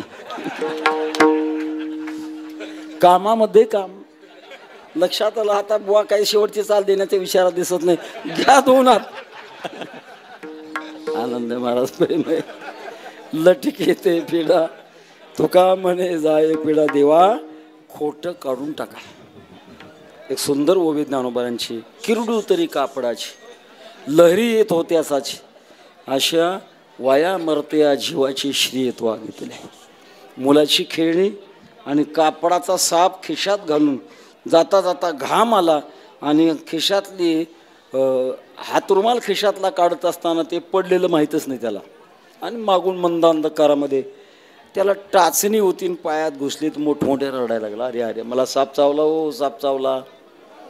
साप हा जिथं आवाज मोठा आहे तिथं येत नाही. त्याचं एक वर्म आहे. आणि गंमत आहे सापाला कान नाहीत. मग ऐकतो कसा डोळ्यानंच ऐकतो. म्हणून त्याला चक्षुश्रवा म्हणतात. पाहायचं काम डोळ्यानंच करतो ऐकायचं काम सुद्धा डोळ्यानंच करतो. अरे एवढा आवाज आहे आणि इथं कसा साप येईल. नाही हो बघा रक्त निघायला लागले साप चावला साप चावला आहे. शहाण्या माणसाने ताबडतोब उजेड आणला आणि त्या सापावर धरला. धरल्यानंतर आता साप खरा आहे का खोटा आहे. खोटा आहे. का प्रकाश आहे प्रकाश. तसा या जगाचा अंधार घालवण्याकरता भगवंताचा प्रकाश आपल्या जीवनात प्राप्त झाला मग मात्र खोटं राहत नाही. खऱ्याची अशा प्रकारची जाणीव होते. फार मोठ्याचं उदाहरण आहे श्रीमद भागवतामध्ये पिंगला आख्यान आहे. पिंगला आख्यान. पिंगल्या पूर्वजन्मामध्ये का श्रीमंताच्या पोटी जन्माला आली. बहुतेक श्रीमंती आणि सत्वगुण फार दुर्मिळ आहे. श्रीमंती आणि रजोगुण श्रीमंती आणि तमोगुण लवकर जवळ येतो. एकुलते एक मुलगी सांगितलं बाबा माझा लग्नाचा विचार करू नका. आपल्या गावाच्या जवळ एक साधू महाराजांचा आश्रम आहे. ते परमात्म्याचे साक्षात्कारी आहेत आणि त्यांच्या सहवासात मला साधना करायची आहे. परमात्मा साधना जेवढी आपण संतांच्या सहवासात करू लवकरात लवकर फलद्रूप होते. संता सवे वसता योग ज्ञानी पैसता गुरुचरण उपासिता वैराग्यसी. संतांचे संगती मनोमार्ग गती. आपल्या शरीरातून बाहेर स्पंदनं निर्माण होतात आणि संतांच्या शरीरातले स्पंदन आपल्यावर परिणाम करत असतात. मला जायचं आहे बापाने सोय केली सगळी. बघता बघता काही कालानंतर त्या मुलीच्या जीवनामध्ये आजार झाला. आजार झाल्यानंतर त्या आश्रमाच्या महाराजांनी एका वैद्याला बोलवलं. जुना काळ आपल्या भारत देशामध्ये आयुर्वेद फार तयार होता महाराज. नाडी धरल्याबरोबर कोणता आजार एका क्षणात ओळखणारी माणसं. आताही नाशिक जवळ त्र्यंबकेश्वर फरशीवाले बाप्पा, डोक्यावर फरशी ठेवल्याबरोबर तुमच्या शरीरात एचबी किती आहे, शुगर किती आहे, कोलेस्ट्रॉल कसा आहे, कोणता अवयव बिघडला एका क्षणात सांगतात महाराज. आमच्याकडे एक विनायक गुरुजी होते, नाडी पकडल्याबरोबर आजार सांगायचे. त्यावेळेला मुस्लिमांचं राज्य आणि एका नवाबाने परीक्षा पाहण्याकरता त्यांना बोलवलं. म्हणले तुम्ही नाडी परीक्षा करताय, आमच्या बेगमला बरं वाटत नाही, पण आमच्या धर्माप्रमाणे बेगमचा हात तुमच्या हातात नाडी पाहण्याकरता देता येणार नाही. एक काम करू, एका तंबूत आमच्या बेगमला बसवू, त्याच्या मनगटाला दोरी बांधू आणि ती दोरी बाहेर आणून तुमच्या हातात देऊ, नाडी परीक्षा कराल? हा म्हणे करतो. खऱ्या अर्थाने याच्या बेगमला बरं वाटत नव्हतं असं काही नव्हतं. तंबू बनवला आणि त्या तंबूमध्ये एक म्हैस उभी केली, त्याच्या पायाला दोरी बांधली आणि बाहेर आणून विनायक गुरुच्या हातात दिली. बघा म्हणले यांचं काय दुखतंय ते. हातात दोरी धरल्याबरोबर सांगितलं काही नाही, एक कडब्याची पेंडी टाका आणि बादलीभर पाणी पाजा. अशी तयार होती माणसं महाराज. नुसता विनोद नाही, आता हे ज्ञान कमी होत चाललंय. चांगल्या जाऊ द्या अशा प्रकारचं. तेव्हा त्या मुलीची नाडी पाहण्याकरता वैद्य आणले आणि पाहिल्यानंतर थोड्याच वेळात त्या मुलीच्या मनात एक भाव निर्माण झाला, पुरुषाचा स्पर्श असा असतो का, एवढंच मनात आलं आणि देह पडला. अंते मती सा गती, परिणाम वेश्येचा जन्म मिळाला. कालांतराने मागची पुण्य फलद्रूप अवस्थेला झाली आणि झाल्यानंतर तवसाह्य झाला हृदय निवासी, बुद्धी दिले ज्यासी नाश नाही. एक बुद्धी बदलली. तेषाम सतत युक्तानाम भजताम प्रीतिपूर्वकम ददामे बुद्धियोगम तम येन मामुपयांते. ते परमात्मा आत्मबोधाचा पांजिरा सुयेत आहे, ते आत्मबोध भगवान परमात्मा देतात आणि मग ती पिंगला म्हणते संतम समीपे रमणम रतिप्रदम वित्तप्रदम सर्वमिमं विहाय. धन्य माझी भाग्यप्राप्ती. हा का प्रकार झाला? भगवंताची कृपा आहे. तसं तुकोबरा म्हणतं देवा लटिके ते पिढा, तुका म्हणे जाय पिढा, जन्मजन्मांतराची जन्मानाची आणि मराची पिढा नष्ट होईल एवढ्या करता मला हेच पाहिजे. ऐसे करिगा पांडुरंगा शुद्ध रंग वावे रंगा. हा आग्रह आहे महाराज, आग्रह.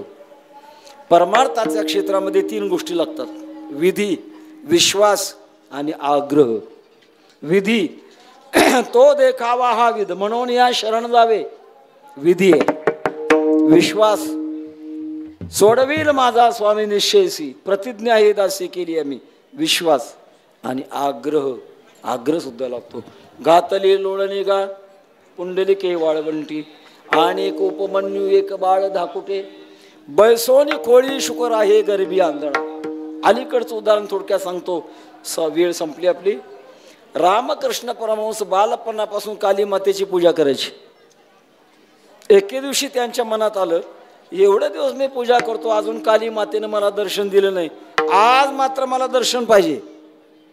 एक तरवार मागून घेतली, मंदिरात गेले, काली मातेच्या पायावर डोकं ठेवलं आणि विनंती केली, आई आज तुम्हाला दर्शन दिलं पाहिजे, तर नाही दिलं तर या तरवारीने मी स्वतःचा शिरच्छेद करून घेणार आहे.